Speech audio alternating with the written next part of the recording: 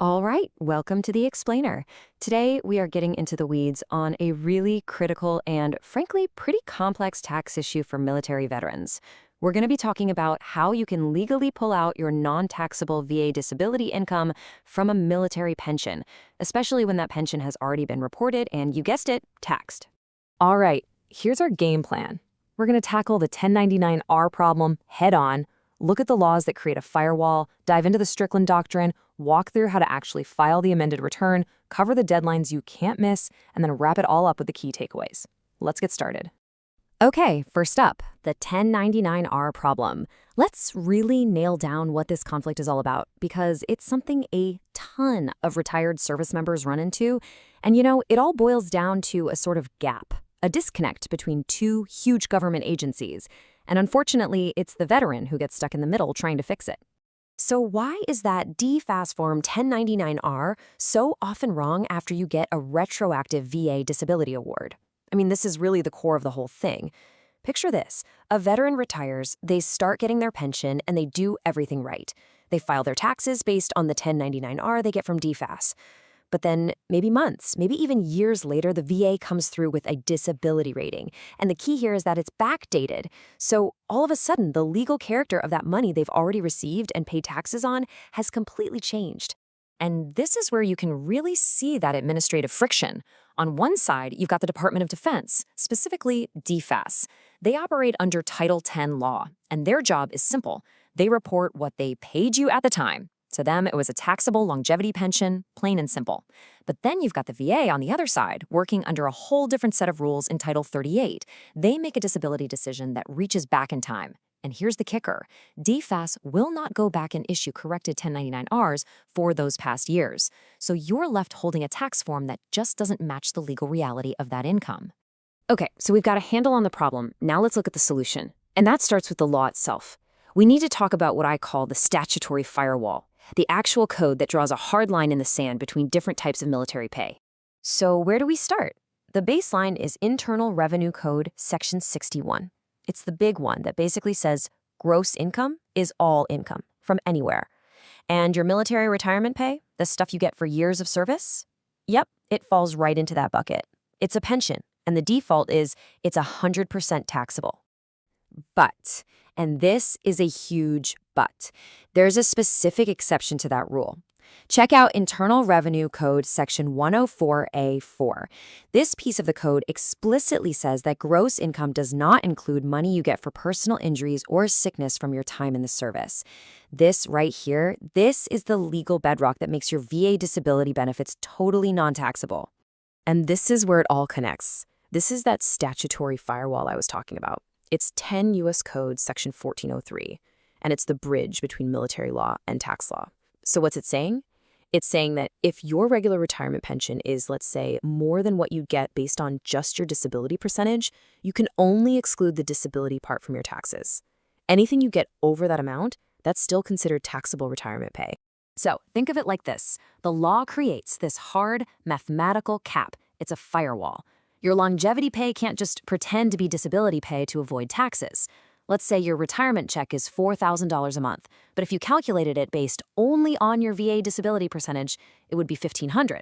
Well, guess what? Only that $1,500 is tax-free. The other $2,500, that's still taxable. You can't just wrap your whole pension in a tax-free blanket just because you have a disability rating. It doesn't work that way. Okay, so this whole mess, right?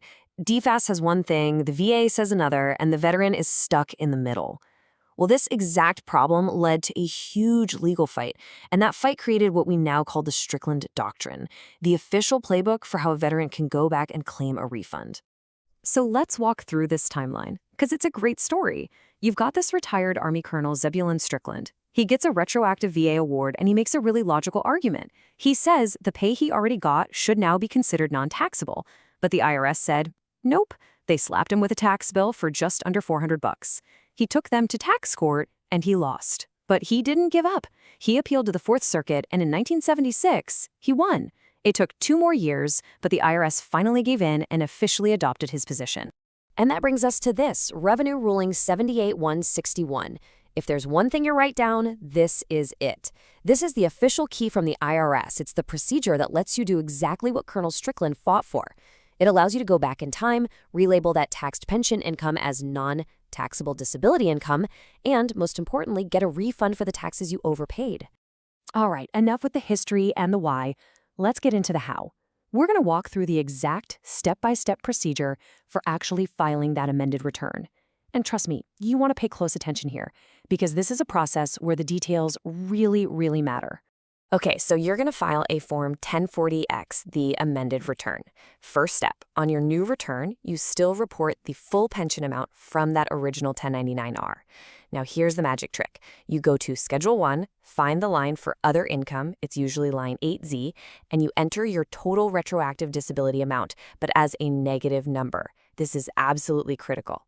And right next to that negative number, you have to write IRR 78-161 or Strickland claim. That little note is a signal flag for the IRS agent. It tells them exactly what you're doing and why, so your return doesn't just get rejected by a computer. And you absolutely cannot forget the paperwork. This part is non-negotiable. You must attach a complete copy of your official VA determination letter. Not a summary, not a screenshot, the real deal. This is the letter that spells out your rating, the effective dates, all the crucial details. A lot of folks try to send in that annual summary of benefits letter, but that's not going to cut it. The IRS will reject it. Their own internal manual says they need the full determination letter, so make sure that's what you send. Okay, so this Strickland Doctrine is a fantastic tool, right? But it's not a free-for-all. There's some important fine print, some key limitations, and you guessed it, deadlines. Let's talk about the caveats. This quote here is from a pretty recent tax court case called Valentine versus Commissioner, and it's so important because it busts a huge myth. A lot of people think, hey, I got a 100% VA rating, so my whole military pension is now tax-free. Well, this case says, not so fast. The court basically doubled down on that firewall principle we talked about. The tax-free part is only the amount of the disability pay itself, not your entire pension. All right, let's talk deadlines. The clock is ticking. Now, Congress knew that the VA system can be, well, slow, so they built in a special rule for you. It's an Internal Revenue Code Section 6511D8, and it gives you a special one-year window from the date on your VA determination letter to file those amended returns and get your money back.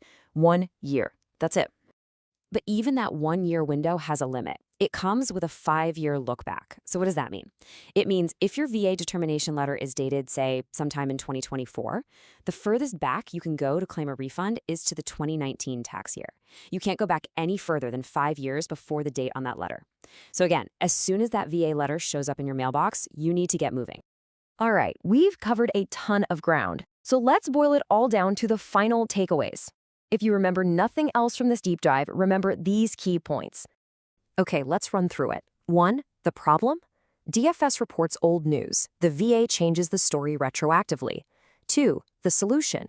That's your golden ticket, Revenue Ruling 78-161, which lets you file a 1040X. 3. The limit?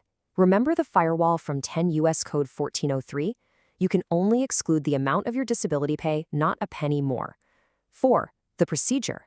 That negative number on Schedule 1 with IRR 78-161 written next to it, and don't forget to attach that full VA determination letter. And 5, the deadline. You've got 1 year from the date on your VA letter, but you can only look back 5 years. Nail these 5 points, and you're in business. So that leaves us with one final question to think about. This whole complicated process we just walked through, it only exists because 2 giant government agencies can't seem to sync their data for past years.